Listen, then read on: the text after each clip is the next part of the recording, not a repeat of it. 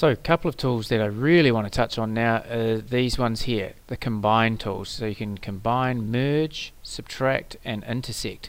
These are great. I'm just going to do them with some basic primitives. So I'll just click down here. I'll get spheres this time. So I'll pop a sphere on there, grab another one, and I'll pop one right beside it. In fact, I'll pop it so it's halfway in it. There we go. So we've got that thing which looks a bit odd, but that's all good. I'm just going to select that, go Control C, Control V to get another version of it so we can do some different things, and I'll go enter on that one and I'll do the same thing again. Hold down Shift, select both, Control C, Control V. So now we've got a third version of that. Okay, so we're going to use the combine tools in a series of different ways on each of those. So first things first, I will go to the first one up here. First of all, nothing is selected on there. I'll click off of it and I'll go to the combine widget, and what I'm going to do first of all is merge a couple. Now when you merge something, it gives you this little widget, so I click on that and I'm just going to click on target solid mesh. That means the one that you want to keep, so I click on that one and then I go to source mesh and click on that one, press enter.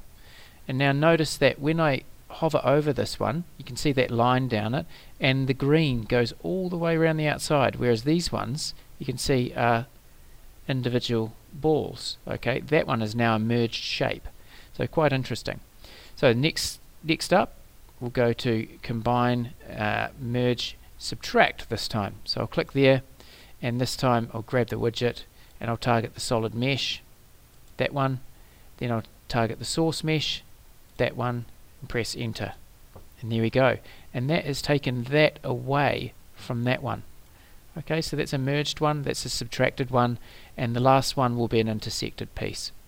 Okay, so back up here, this time we go to intersect. So once again there's the widget, target the solid mesh, target the source mesh, press enter, and that's what we've got. So quite interesting little pieces, and using those you can actually do some quite interesting things.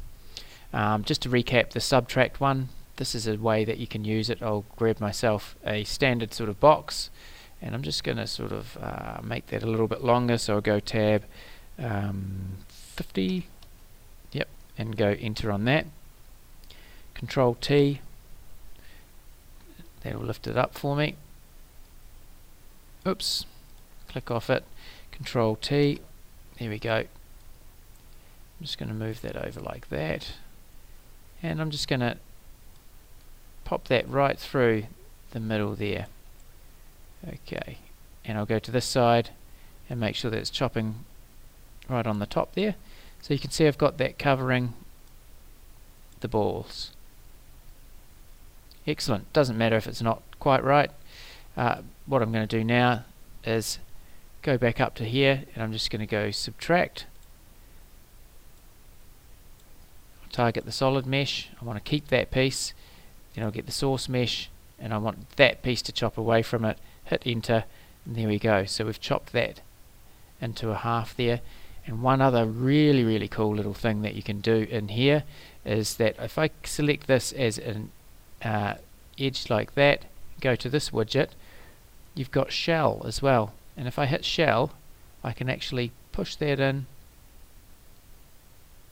so it gets shelled, and then you've got a really interesting sort of shape. Okay, so there's a whole bunch of new bits and pieces in there for you to have a go at.